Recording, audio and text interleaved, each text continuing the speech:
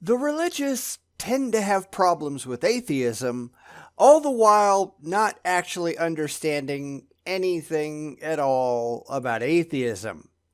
Why is that? Because if you like that kind of content, here we go again. It never gets old, does it? Oh, right. Of course it does. But this is our lot in life, so off to the crazy farm we go. Today, we take a look at a big video by Psychonaut Wispy, or at least start to, because the video is a little bit longer than I'd normally go after, and as such, if I did this all in one go, I'd be putting out easily a 90-minute video response or more. But he's got some supposed fundamental problems with atheism, while proving, as though it were any kind of a surprise, that he's got no clue what atheism actually is, or anything about, well, anything. And he does it in a very meandering way, which is always a joy. So let's go see what he's up in arms about, because, yeah, here's part one of his crazy complaints. What is up, my fellow psychonauts, and welcome back. Okay, please tell me that you didn't set up your recording space like that on purpose. Please. I mean, who in their right mind would do that? You have to notice that you have a plant sitting right in front of you, right? You had to reach around it to start recording. So why don't you move the plant? I mean, I was watching this thing and my wife walked past me when I was writing it and she goes, "Why is he sitting behind a plant?" It's a good question. For today's video, I'll be talking about 5 fundamental issues that I have with atheism. And I'm going to predict, before we even get started, that you have no clue what atheism is, what any atheists might actually say, nor have you ever actually spoken to an atheist in your life.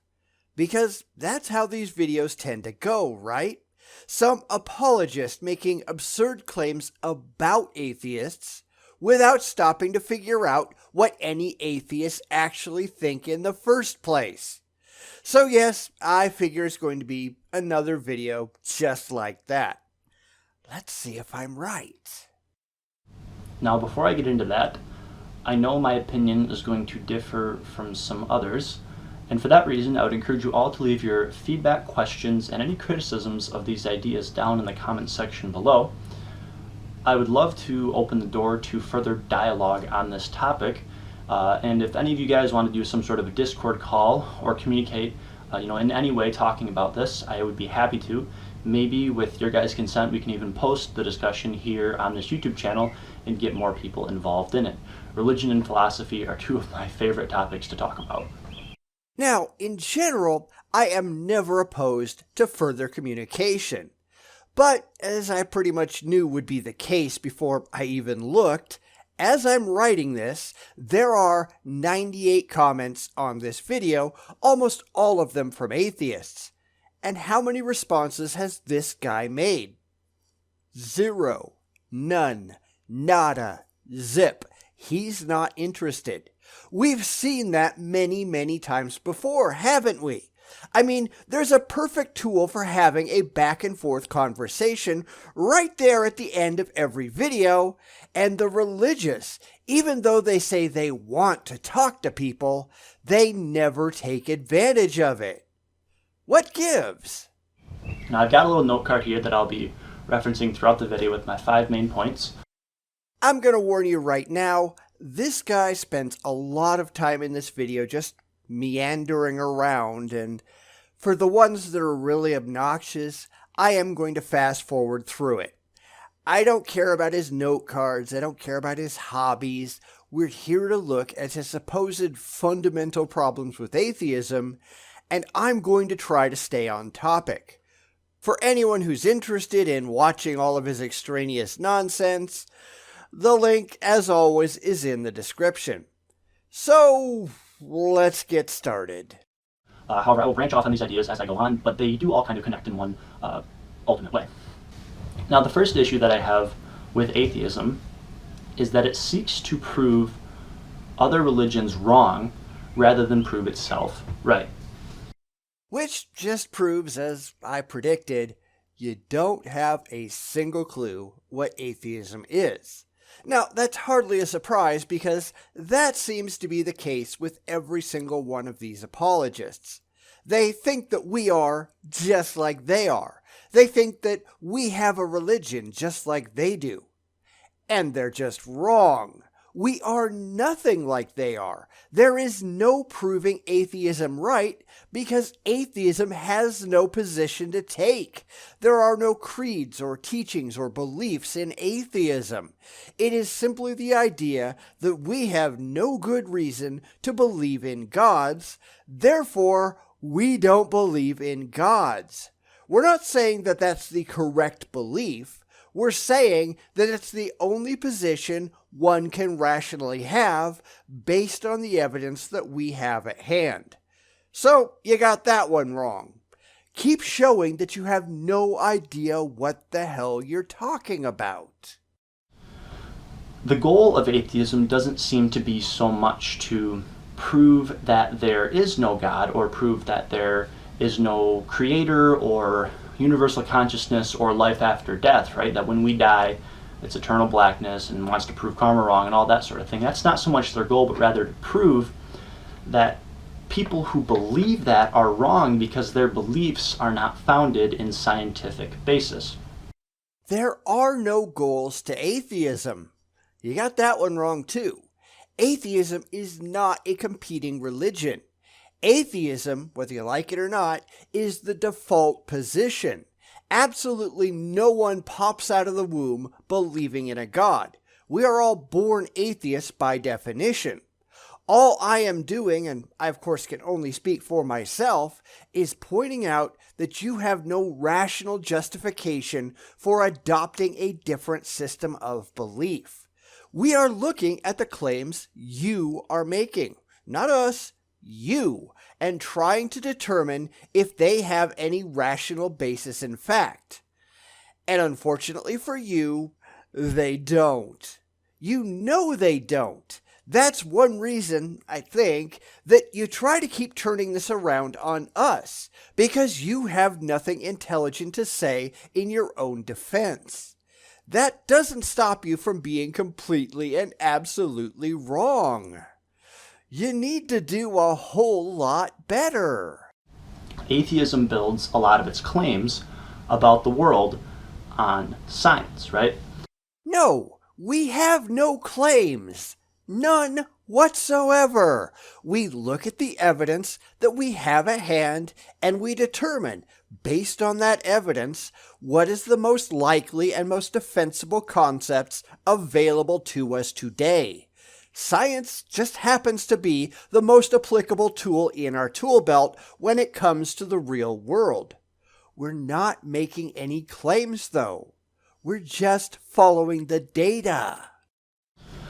And I have two big issues with this. First, it is not a very compelling argument, right? It's a very bold claim to make, to tell someone to turn away from their eternal salvation, or really their moral guidance system, right? Because that's what a lot of people use religion for.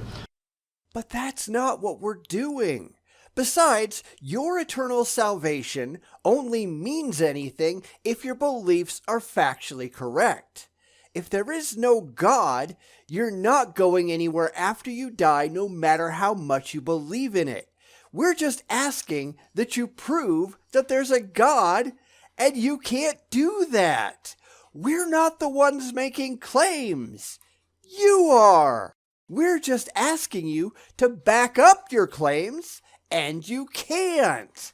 That's emotionally uncomfortable for you, so you're desperately trying to turn it all around on us. And yeah, sorry, it just doesn't work that way. On the very basis that their ideas aren't founded in scientific data, basically, in scientific studies, right? No, on the basis that their ideas are not based on reality. But that's the standard here. What is actually real in the real world that we all share? What is actually true? What is demonstrable and testable and provable via objective evidence and critical thinking?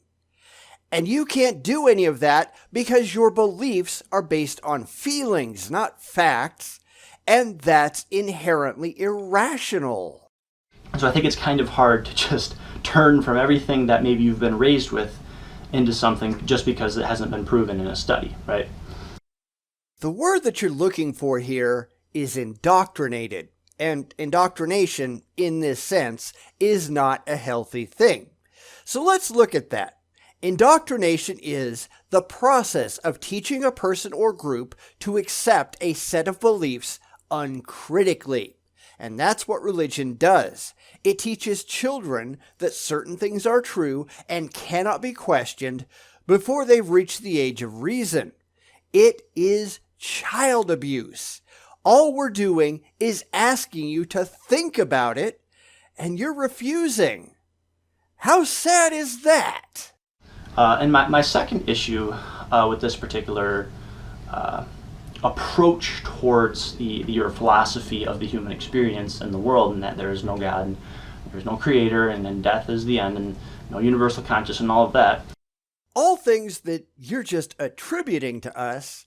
You haven't actually asked us if that's our claim. You know, the people who aren't making claims.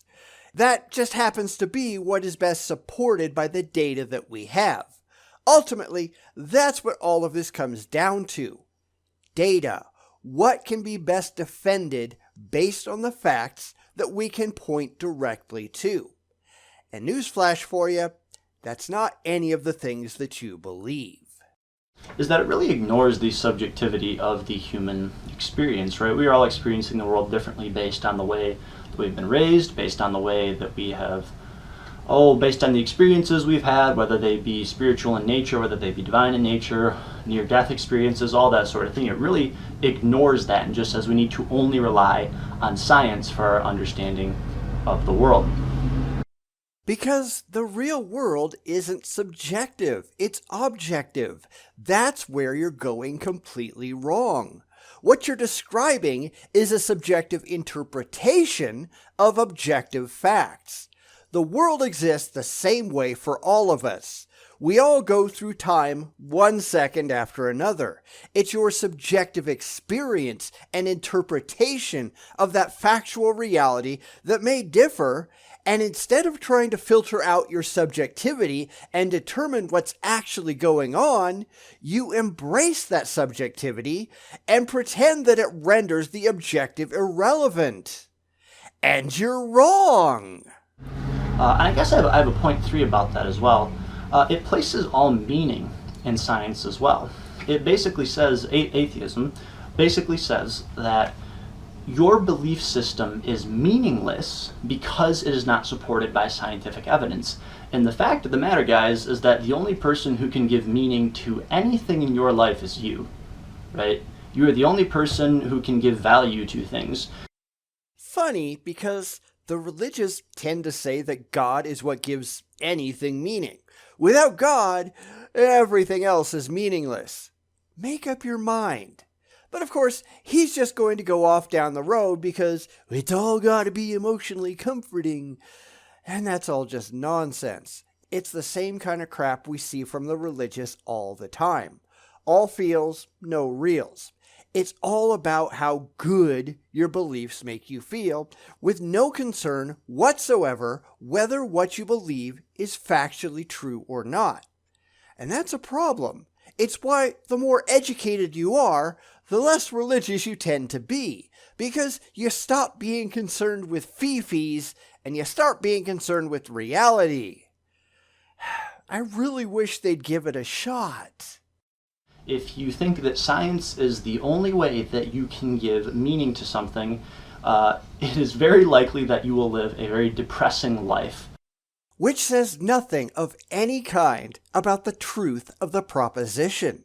Again, it's all feelings, no facts. There's no concern at all whether any of this is true, period.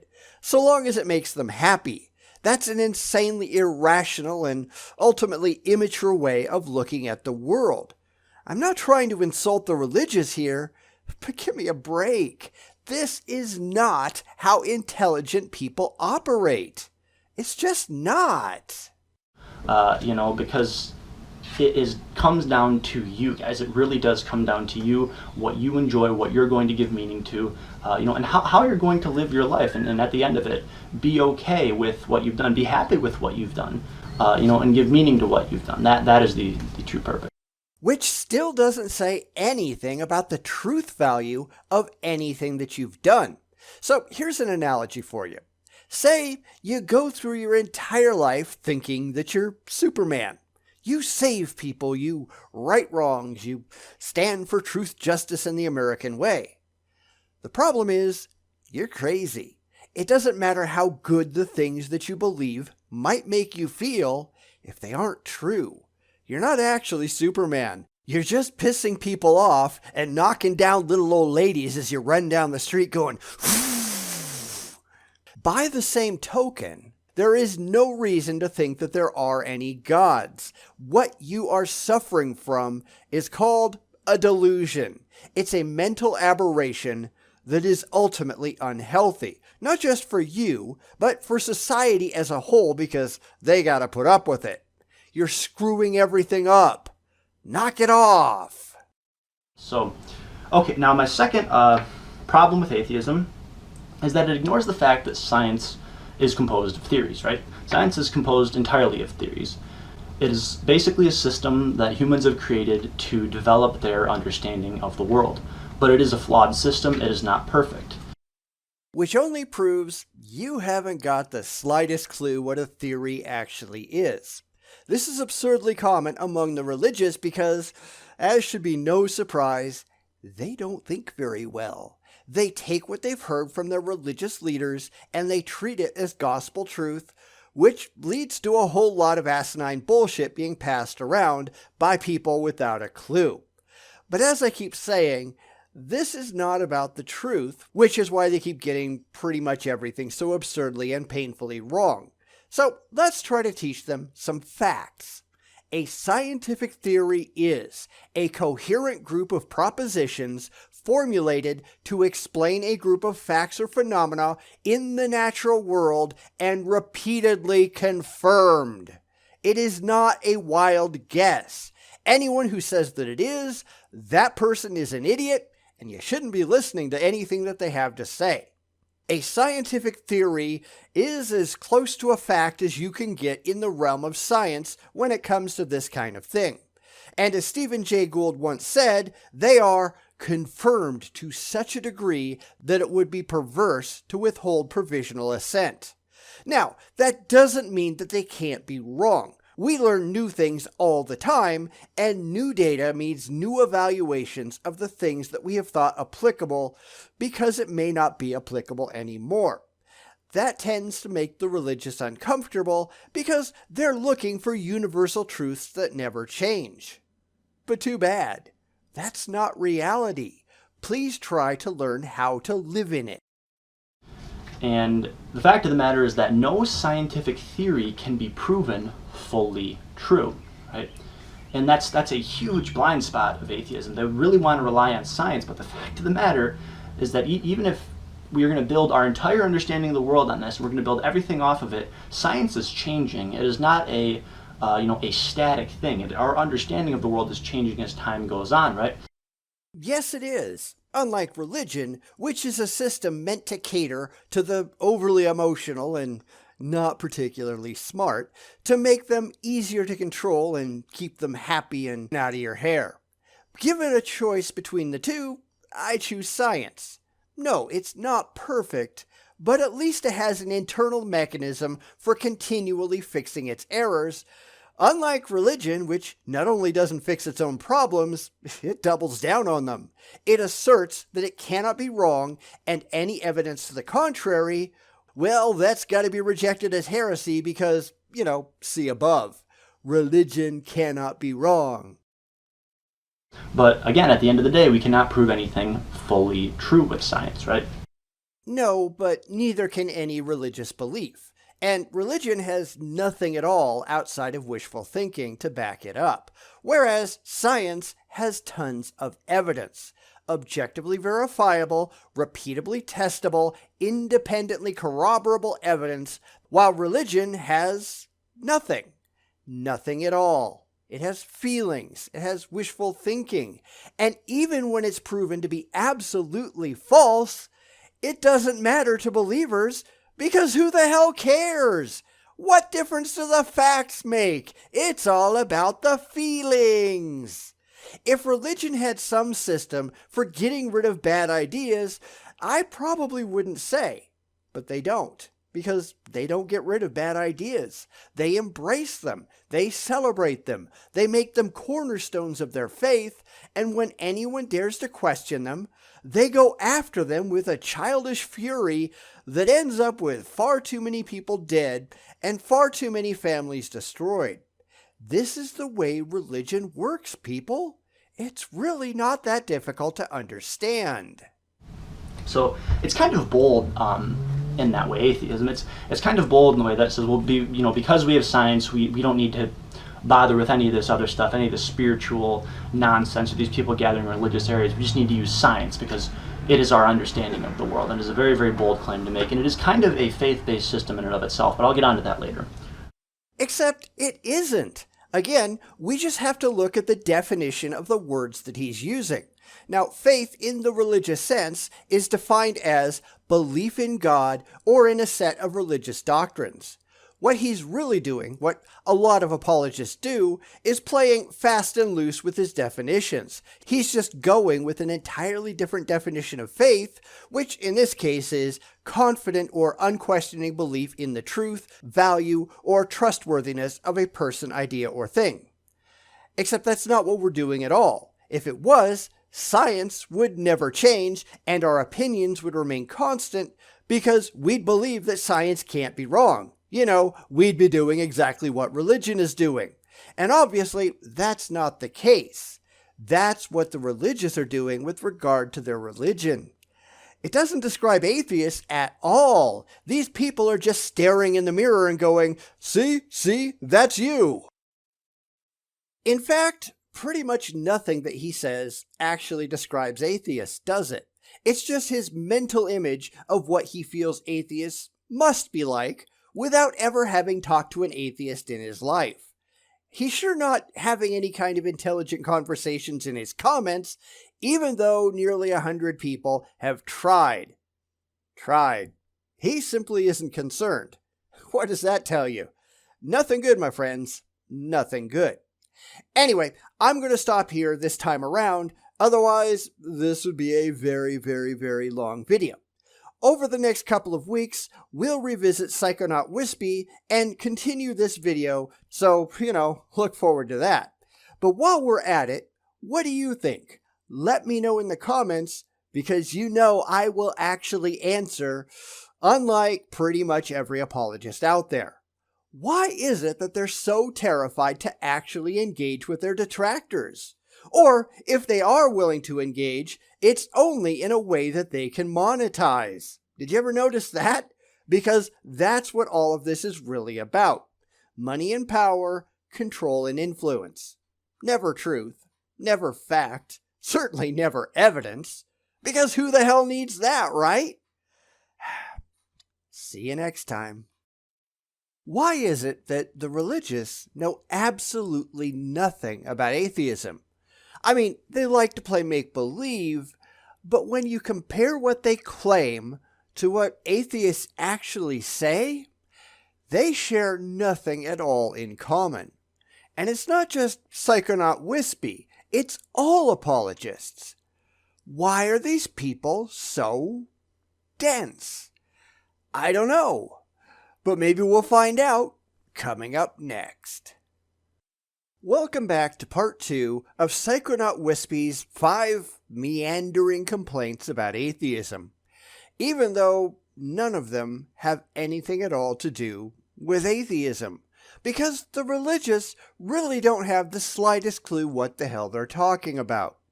Surprisingly, and I really am surprised at this, I haven't had to fast forward through a lot, at least not as much as I thought I'd have to.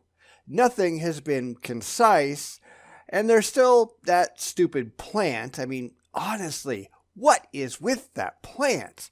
But framing aside, let's go see what else he has to say about his complete misconceptions of atheism and reality as a whole. This should be fun. My point number 3 is that there's a religious negativity bias, right? I don't know. Is there? I mean, I'm sure you're going to get into it, but I wanted to say something before that.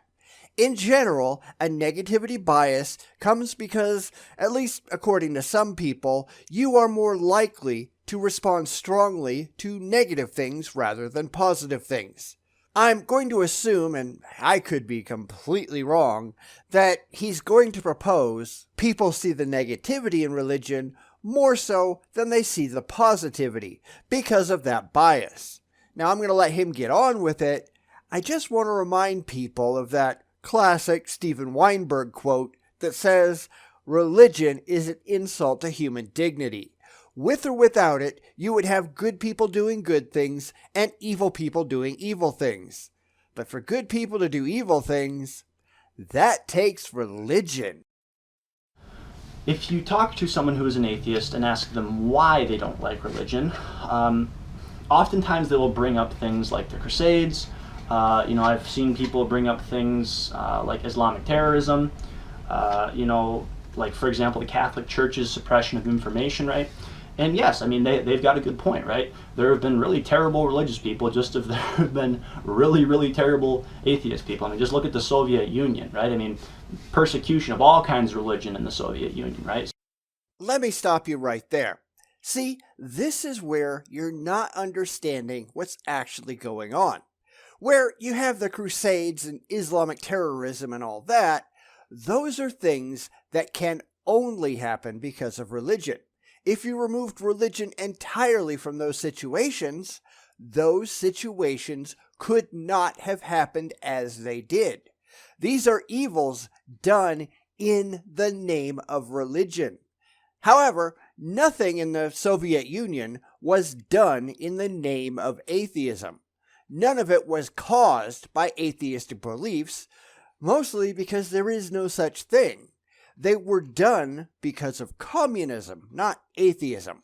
Religious people were penalized because communism requires complete adherence to the state, and religion gets in the way of that.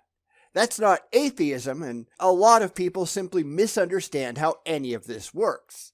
When you think about it, communism actually operates very similarly to religion. It's why Joseph Stalin reintroduced the Russian Orthodox Church. It was great at maintaining control. So neither sect of beliefs is entirely blameless, right? It's humans. No, mostly because atheism isn't a set of beliefs by definition. I know that shocks the religious, but we are not just like you are. We are not religious like you are. We do not have woo-based beliefs like you do. And that's why the religious don't make these videos for the non-religious. They just make them to preach to the choir who already believe exactly as they do. Because the rest of us, we just laugh at these absurd misconceptions. Right? Humans are crazy, and there's good people and there's bad people. It doesn't really matter, if they believe one thing or not. The fact of the matter is that people are going to be good and people are going to be evil. Yes and no. Where religion becomes a problem is where it starts granting people permission to be evil. When they start telling people that they can't help but be evil. When they start teaching that there's an imaginary devil figure out there that's tempting people and there's nothing at all you can do to avoid that temptation because you're inherently sinful. When they start telling people that they can be possessed by these demons and it's not their fault when they do bad things under that influence. When you start telling people that as a sinful human, all you have to do is ask forgiveness from an imaginary man in the sky, and everything is A-OK again. All of this stuff comes from religion, doesn't it? It doesn't come from a secular society. It doesn't come from atheism. It's you guys. Okay, now point number 4 is the complexity theory. And they like to poke holes in that as well. Only because it's so absurdly simple to do. Now, I'm assuming he's going to get into it again, so I guess I'd better get out my sharp stick, because the religious ideas of complexity are just absurd on their face. I mean, honestly, why don't they ever ask themselves, if it's so ridiculously easy to point out just how stupid these ideas are, why in the world would they keep holding these ideas? This is because, as I've said before, they lack the capacity to step back and evaluate their beliefs rationally. They're not interested. So long as it makes them feel good, they're going to keep going along with it because they're really not that interested in whether or not it's actually true. Truth gets messy, and it might make them feel bad, so they're just going to ignore that part, right? Rational people look at the criticisms and realize that there's something to them and reject the beliefs that are indefensible because of it. But these are not rational people, are they? And basically the complexity theory is that, well, the world is far too complex, far too intricate and detailed, right? I mean, if you look at all the fields of study, look at all the different branches of things you can go into in college and all just the different crazy understandings in the world, and the fact that we still don't even understand things totally, in their complete way, then there must be a creator, right? Because how could something this incredible emerge from absolutely nothing, right? And that's all something that the religious just yank out of their asses. What they're really doing is assuming that if they can't currently understand something, then it cannot be understood. There must have been a creator because that's the only explanation that provides those feel-good chemicals in the brain. Never mind that any of it is remotely defensible. Never mind that they have no evidence for any of it whatsoever. This very simple-minded way of looking at things is what they've chosen to run with and not look back. But here's the reality. If we look at something and we don't understand how it works, the only rational answer we can possibly have is, we don't know. It isn't a magic man in the sky did it. Yet that's the only answer that the religious have, because that's the answer that they've had drummed into their heads since they were born. Their own ignorance scares them, so they just make it up. They come up with an explanation that is entirely unjustifiable because it provides emotional comfort. Now, on some level, I guess there's nothing wrong with that, at least for the simple-minded, so long as you're willing to let it go when actual answers come along. But the religious have demonstrated a decided determination to stick with their beliefs even when their beliefs are demonstrably wrong. The Bible says the world was created in 4004 BC. Well, James Ussher figured that part out, but you know what I mean. Then we find tons and tons and tons of evidence that proves otherwise. We figure out how the planet, how the universe came into being, but nope. The religious have their fingers in their ears and they're screaming, "We're right, you're wrong, so there!" It's like arguing with children. And the atheist response to that is that because the world is complex, that there must be a thing that is more complex that created it. Where the hell did you get that? We're not saying that anything created it. That's you. Complexity doesn't imply intelligence or a creator. That's your claim, which you cannot back up. Evidence does not support that kind of interpretation. That's emotions talking, not intellect. Stop trying to push your delusions on us. We're not like you. We have nothing to do with you. We don't want to be like you. Thank goodness that we're not. And if God is so complex that he created the world, then something must have created God. And so And it's this infinite loop, basically, what they get into. Well, that's the logical conclusion based on your claims. If complexity requires more complexity to exist, then you can't just arbitrarily declare that your magical man in the sky is the exception to the rule, while everything else must be beholden to it. Again, we get right back to rationalization and not reason. They start with a conclusion that they really like for emotional reasons, then they cherry-pick data that supports it while absolutely ignoring everything that doesn't, then they declare it all must be true, and the second anyone points out what they're doing, their fingers go right in their ears and they start screaming, "La la la la la, we can't hear you." There's actually a Harvard scientist who I think brought that particular point up. And that basically they want to rest their understanding in what we know now and ignore the fact that everything is so incredibly complex and crazy. Yeah, I'm not exactly sure who that might be, and certainly our apologist here doesn't provide any citations. It kind of sounds a little bit like Stephen Jay Gould, but, I just can't place it. If anybody has any ideas, let me know in the comments. And don't even get me started on the psychedelic aspect of that. It's still a huge branch of science that is yet to be unknown. You've only dipped a toe into that area so far. Yeah, it doesn't exactly surprise me that drugs would come up eventually. From the guy who can't see the giant plant right in front of his face. But here's the reality, although I know a lot of people simply don't like it, but drugs cause the brain to malfunction. You are breaking your brain by injecting, ingesting, snorting, or smoking whatever your drug of choice is.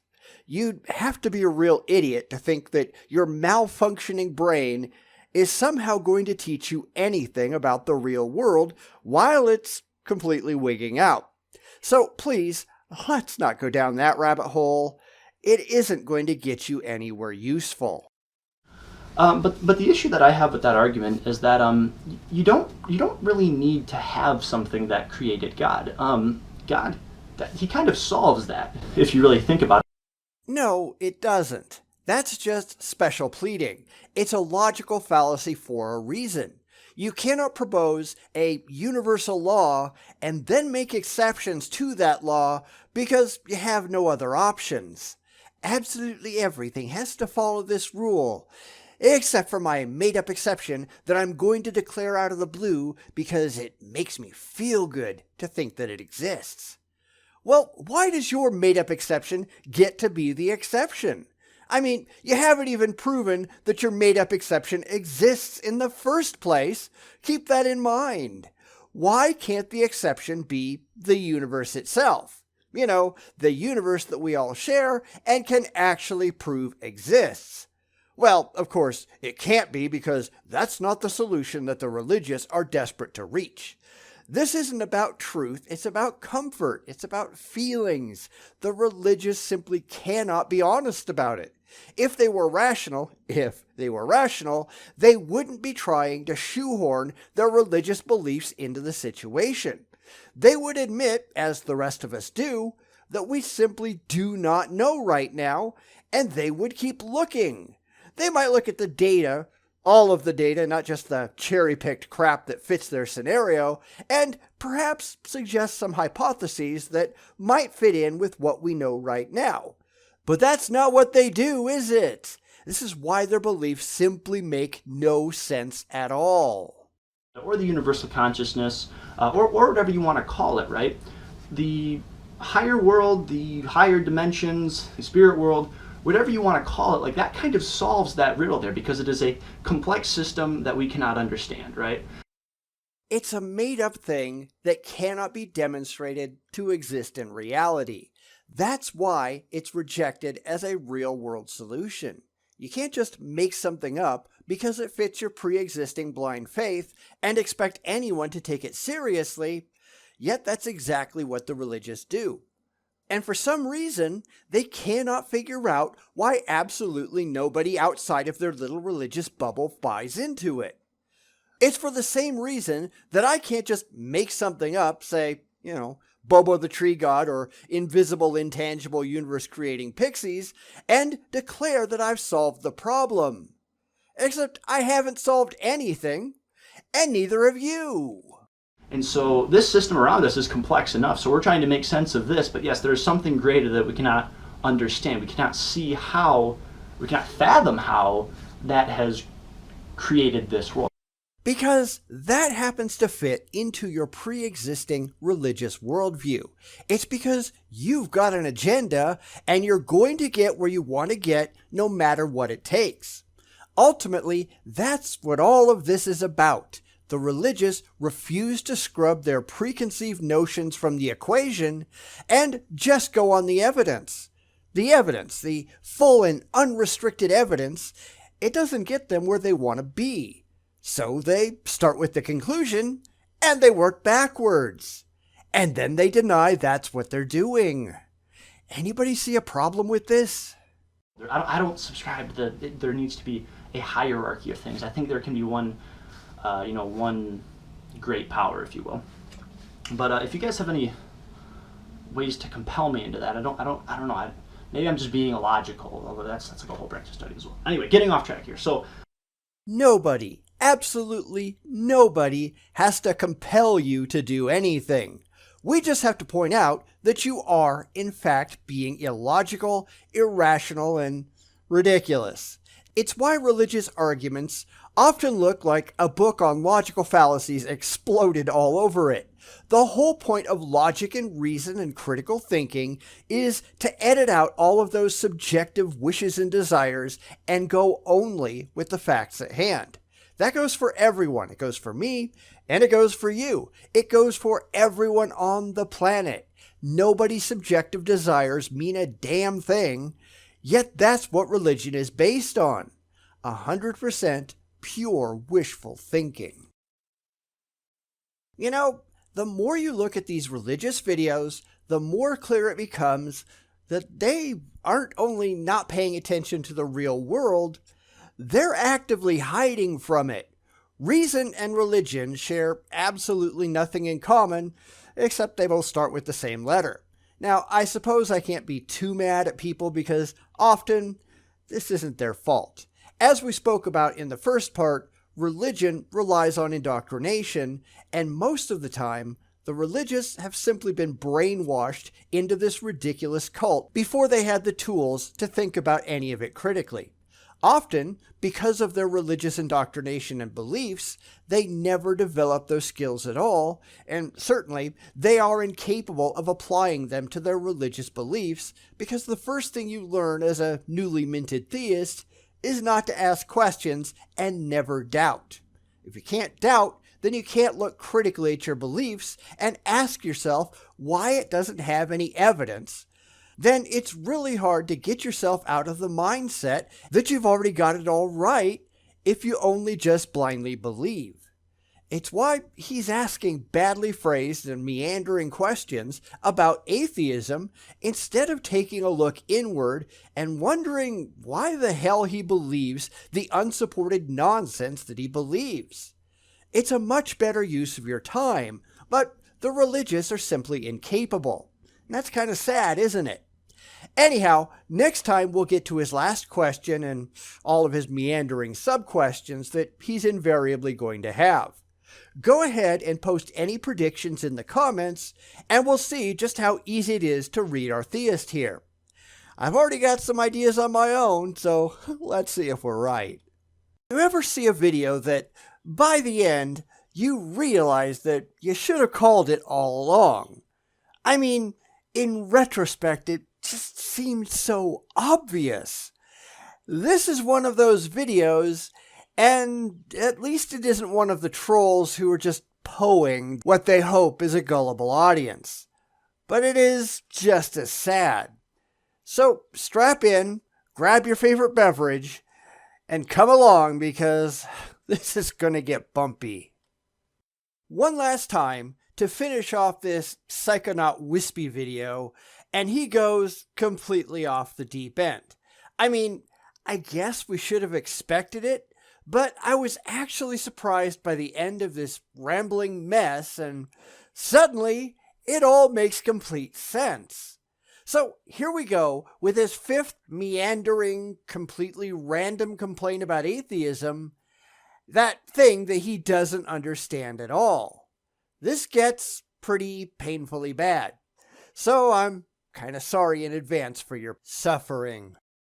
Anyway, getting off track here. So now my point number 5 is again that it ignores the subjectivity of experience, right? But as I said before, the subjectivity of experience is entirely irrelevant. What you're ignoring is the irrationality of the human mind and human interpretation of the data, because that's a huge part of what's going on in the religious mindset. They want there to be a God, so they see absolutely everything as confirmation that a God exists. That's why you get so many theists going, "Look at the trees." Okay, it's a tree. So what? What does that actually tell you? It has no inherent meaning whatsoever. It's just your interpretation that is pushing this confirmation bias of your pre-existing beliefs, not the evidence at hand. This is why it is so important to excise subjectivity from any rational evaluation of the facts. Subjectivity only gets in the way. What you think, what you feel, it doesn't mean a thing. How you get to those conclusions, though, that absolutely does. So let's at least pretend to be rational, shall we? And this kind of goes back to what I was saying about meaning as well. But humans' experiences really are subjective, right? This is actually very apparent if you look at situations where people are in a very violent circumstance, okay? Sure, we can look at that too. And you know what happens in a lot of violent or otherwise life-threatening situations? People get things wrong. People see things that aren't there and interpret the situation in ways that do not match the evidence. The brain is not very good at keeping facts straight in the midst of a traumatic experience. It's too busy trying to survive. And if these experiences go on for any length of time, it can result in some completely bizarre reactions. It's why things like Stockholm Syndrome exists. You can be held hostage and abused and still start to identify with your captors because your brain is looking for some way, any way, to escape from the situation. So it constructs its own reality to protect you from what's actually going on. You're not being tortured, you actually deserve it. It's for your own good. This is what is now normal, so that you don't have a psychotic break with reality and lose your ever-loving mind. This is why we don't rely on subjective experiences to determine what happens in traumatic or life-threatening situations. The human brain simply isn't that reliable. Or a really horrifying circumstance, if they're in some kind of a shooting or some kind of a situation where their life is on the line. People see things differently in that circumstance, right? People will say that different amounts of shots were fired, or, something else happened, right? Yes, and you just made my point for me. There was one and only one reality to the situation. People interpreted what happened differently, meaning that their subjective experiences are near universally wrong. They didn't each live through completely different, mutually contradictory things. There was a single common event, and each and every one of their brains handled that event differently. It interpreted the data differently. So once again, you're just wrong. Right? If you talk to the people at the Twin Towers, they all have different descriptions of what happened, and it's really universal across the board, right? That is true. But that doesn't change the reality of space and time. Time passes at a specific rate no matter how we might subjectively interpret it. I mean, unless you're moving at a significant portion of the speed of light, but I don't think you're doing that. We know that in accidents, people will describe events as if they happened in extreme slow motion. But that doesn't mean that time actually slowed down for that person. It is a trick of the mind not a change of reality. Yet the religious in particular seem to trust their faculties and not the facts. It's why so many of them take the supposed near-death experiences seriously, even though science knows exactly what's really going on in their heads. The brain takes a core dump to deal with the expected rush of new experiences, and they take that as seeing dead loved ones in tunnels of light. All of this gets run through their religious filter to find out what it means, when it actually doesn't mean anything. The personal interpretation suddenly means more than the factual reality. It's also why these experiences change depending on the part of the world that you're in or the beliefs that you hold. It's only Christians and those exposed to the Christian worldview who see Christian iconography. It's kind of funny how that works, huh? When people are in that particular panicked state of mind, they perceive the world differently. Yes and no, which is why science doesn't rely solely on human interpretation of the data, but on the data itself.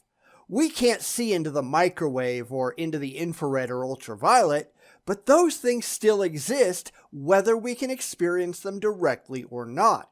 If we did what Psychonaut Wispy here suggested, then reality to us would only exist between 390 and 750 nanometers of light because that's all our eyes can see.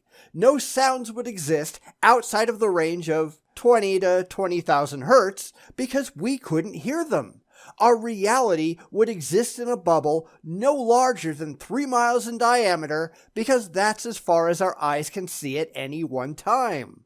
Yet we know that all of that is nonsense because reality demonstrably exists beyond those limitations. Reality didn't just magically change when Hans Lippershey invented the telescope.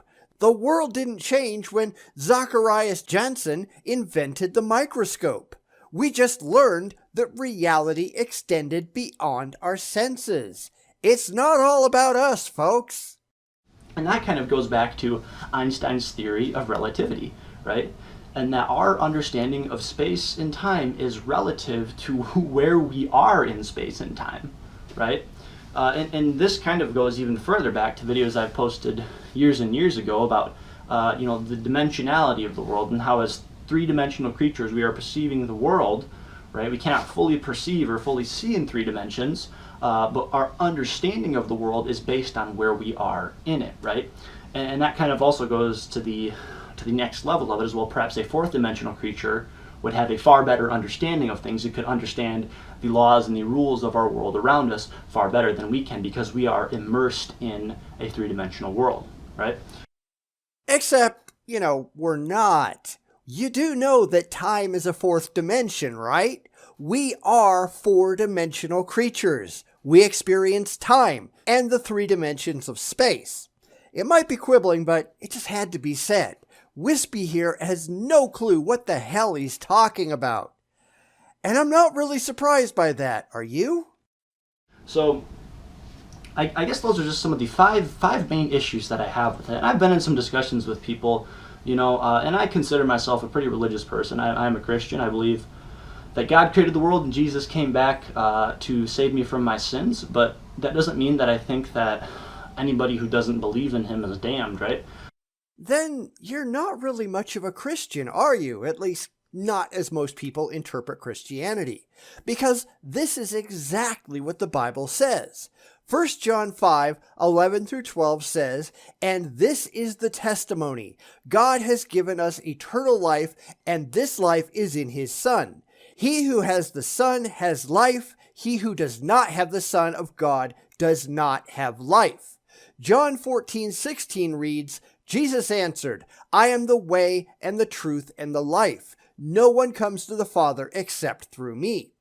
And that's pretty convincing proof that, at least according to the Bible, the unconverted and the unconvinced will never go to heaven, and thus, by definition, are damned. Now, granted, people can and often do just ignore the parts of the Bible that they don't like, After all, pretty much every theist on the planet does that to one degree or another, which just means that you're not really taking your own theology very seriously. And you claim to have problems with us. Seriously, look in the mirror, Wispy. I think that is quite a stigma of Christianity and of religion as a whole, and this kind of goes back to the religious negativity bias, is they assume that every religion basically says if you don't believe what we believe, then you're damned to eternal hell, right? A lot of religions do exactly that. Of course, there are plenty of them, some sects of Christianity included, that don't just believe that you're damned, they just make sure that you are by murdering you. Now, it's true that most religious murders these days are committed by the Muslims, but it doesn't take much effort at all to find murders committed in the name of Christianity, Hinduism, Buddhism, and others. It's just that most theists conform to the largely secular societies that they live in, and disposing of heretics isn't typically permitted. It's why secular societies are so important. Otherwise, you end up with crazy theocracies that condone widespread religious murder. And that tends to be bad for societal stability. I kind of go more, I believe it's agnostic on that, which is I don't know, right? I don't know if, why would God have created the world and then, damned 3/4 of the population just because they didn't believe it, or even more, whatever percentage of the population. Why would you think that there's a God responsible at all? I mean, honestly, that's the question that really needs to be asked. Why do you think that? Where did you get your information, and how have you objectively tested it to see if it stands up to the light of critical scrutiny? Because we can just make assertions like that for just about anything. Why would invisible, intangible, universe-creating pixies do whatever they do? Well, who the hell says that they did? You'd have to be pretty nutty to think that they exist in the first place, just like you'd have to be pretty nutty to think that there are any gods. Without solid, objectively defensible evidence that these things actually exist in the real world, and not only exist at all, but exist as believers think that they do, you have absolutely no credible reason whatsoever to think that you're right at all. So why in the world do you? But I kind of also go to a quote by, I believe, Dalai Lama on this, and I'm just going to paraphrase him. And he says that we need to stick to our own cultures, right? It's not so much about just abandoning all of your ideas and then going to one particular belief system. It's kind of about staying with the people that you've been raised with and staying with the culture that you've been raised with. It's not about just throwing everything out the door and just going to one particular set of ideas. Oh, good. He's even more nutty than I thought. Because here's the reality, whether that word has any meaning to you or not. There are facts, demonstrable, objectively testable, intellectually discoverable facts, things that leave evidence that we can examine and test for objectively. These things are real, whether you like it or not. Anything else, that's kinda up in the air, if it's not absolutely ludicrous on its face. Rational, intelligent people, we accept the things for which there is evidence. We don't just cast around for anything that makes us feel good. We care if the things that wind up in our heads are factually correct and intellectually defensible. And you, unfortunately, you do not. You're certainly not alone in that. The majority of the planet, in fact, believes things for emotional, not intellectual reasons, but you are still irrational in your faith. I suspect you just don't care, and I really don't care that you don't care, but you're still wrong. The time to believe any proposition is when it has been objectively demonstrated to be true, and not one instant before. You're jumping the gun, Wispy. Knock it off. But, another thing, too, is that I don't find a whole lot of peace in the idea that there is just eternal black in death, right? And who cares what you feel? I mean, honestly, who gives a damn? This is really where he rolls right off the rails into Stupidville. It's as stupid as saying, well, I don't get a lot of peace out of believing that I don't have $1 trillion in my bank account. So, I do. Whether your beliefs give you any peace at all or not, that says nothing about the objective reality of the situation. Your feelings simply do not impact the real world one bit. It doesn't matter if you want to die and snuff out like a candle. Every single shred of evidence that we have, it shows that's exactly what happens. It doesn't matter if you really hate the idea of falling like a stone and splattering onto the ground when you jump off a tall building. It's still what you do if that's what you're going to do. All the faith in the world doesn't make you magically sprout wings. That's not how anything works. If anything, psychedelic substances have shown me that. Yeah, that's really not much of a surprise. Newsflash for you, Wispy. You've broken your brain. You have undergone willing brain damage. It's no wonder you're as messed up as you are. But it really makes them so upset. They get so upset when anybody says anything about there being a higher world, because people can't. The only reason they're mad about it is because it can't be proven with science and it can't be observed with our 5 physical senses. Or anything else. I'm starting to understand the plant. I mean, he's probably smoking it between videos. And this is about the point that any and all credibility for this guy went straight out the window. It's all about emotions and frying your brain and misinterpreting reality because it makes you feel good. And suddenly, all of that is our fault because not only does he not comprehend atheism, or let's be honest, much of anything else, he just doesn't care. I mean, who here is surprised by any of this? Can I get a show of hands? But I mean, just look at all the things that are happening that we can't even perceive of, right? Like we have all these different pieces of equipment that can detect the invisible wavelengths of light, the different colors of light that we can't actually see in the world around us. And like the radio waves, right? And the fact that sounds are wavelengths, but we can't perceive that they are wavelengths. And so we have these systems that are set up, right? There's all these spectrums that are going on around us, right? I kind of go back to Alan Watts again there. The world is composed of a whole bunch of different spectrums, right? We have 5 senses to detect what we have around us, but that does not mean that we can detect all of it, right? From the gamma rays to the sun, to even the quantum world, right? I already made that point. When I was completely disproving your nonsense about subjective experiences. Reality is bigger than you are, Wispy. It's not all about you. In fact, in the grand scheme of things, you are entirely irrelevant.